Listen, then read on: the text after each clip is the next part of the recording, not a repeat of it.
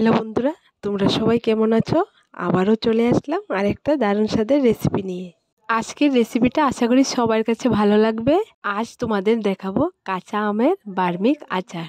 আমার মতো করে যদি এই আচারটা তোমরা তৈরি করো তাহলে দেখবে একটার সঙ্গে একটা লাগবে না, একদম গলে যাবে না।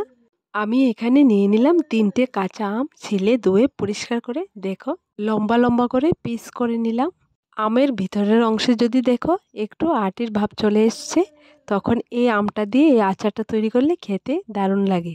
এইবার কেটে রাখা আমের পিসগুলো আমি চিনি দিয়ে রেখে দেব প্রায় 1 ঘন্টার মতো। এখানে চিনিটা আমি স্বাদ অনুসারে দেব, তোমরা চাইলে কম বেশি দিতে পারো। এইভাবে চিনি দিয়ে রেখে দিলে আমের আচারটা একদমই একটার সঙ্গে আরেকটা লাগবে না, একদম ঝরঝরা হয়। আর কিছুক্ষণ রাখার পর দেখা যায় চিনিটা গলে একদম পানি হয়ে গেছে, কারণ এমনিতে টকের সঙ্গে যদি চিনি রাখা হয় তাহলে পানি তো অবশ্যই আসে। দেখো বন্ধুরা, চিনিটা দেওয়ার পর আমি একটা চামচ দিয়ে ভালো করে মিক্সড করে নিলাম। এবার ঢাকনা দিয়ে রেখে দেব প্রায় 1 ঘন্টার মতো। তোমরা চাইলে আরও কমও রাখতে পারো। দেখো বন্ধুরা, 1 ঘন্টা পর কতটা পানি জমেছে আমগুলার নিচে। আমি যখন আচারটা তৈরি করব এর মধ্যে কোনো প্রকার পানি দেব না, এই পানিতে আচারটা একদম সুন্দরভাবে হয়ে যাবে। চলো তাহলে এই আচারটার জন্য একটা মশলা তৈরি করে নেব।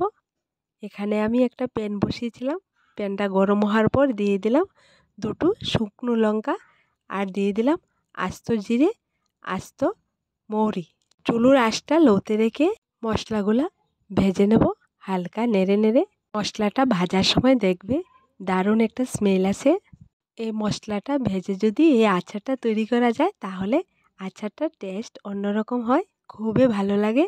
এই গরমে তোমরা এই আচারটা বাড়িতে বানিয়ে খেয়ে দেখো। দেখো বন্ধুরা, মশলাটা ভাজা হয়ে গেছে, দেখবে কালারটা যখন একটু চেঞ্জ হয়ে গেছে তখন নামিয়ে নিতে হবে। এইবার ভেজে নেব গুঁড়ো মশলা। এখানে আমি নিয়ে নিলাম ধনে গুঁড়ো আর নিয়ে নিলাম শুকনো লঙ্কার গুঁড়ো। এখানে শুকনো লঙ্কার গুঁড়ো দেব, তাই আমি শুকনো লঙ্কাটা 2টো দিয়েছি। দেখো বন্ধুরা, মশলাটা হয়ে গেছে, এবার নামিয়ে নিলাম। একই প্যানে আমি আচারটা তৈরি করে নেব। এইবার দিয়ে দিলাম চিনি আর আম থেকে যে পানিটা উঠেছিল এই পানিটা সহ চুলোর আঁচটা লোতে রেখে কিছুক্ষণ জাল করে নেব।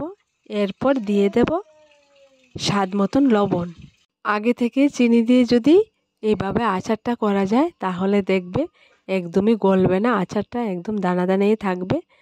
তাই আমি তোমাদের বলছি ঠিক এরকম করে তোমরা আচারটা তৈরি করবে। এইবার দিয়ে দিলাম যে আস্ত মশলাটা ভেজেছিলাম, এটা হাফ গুঁড়া করেছি আর সবগুলো মশলা আমি দিয়ে দিলাম। শুকনো লঙ্কাটাকে আমি হাত দিয়ে ছিঁড়ে দিয়েছি। তোমরা এখানে ঝাল মিষ্টি টকটা আচারের টেস্ট অনুসারে রাখবে, তোমরা যে যেরকম খেতে পছন্দ করো। এইভাবে তৈরি করার পর তোমরা যদি দেখো আর একটু চিনি লাগবে তাহলে দিতে পারো। এইবার হালকা নেড়ে নেড়ে মশলাটা মিক্সড করে নেব।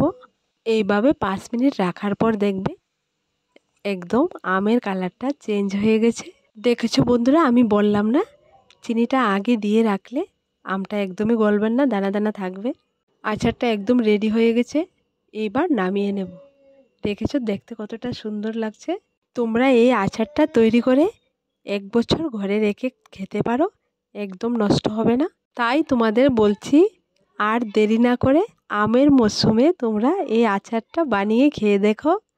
যারা যারা আচার খেতে পছন্দ করো আর দেরি না করে আম ফুরিয়ে যাওয়ার আগে আচারটা বানিয়ে রেখে দাও।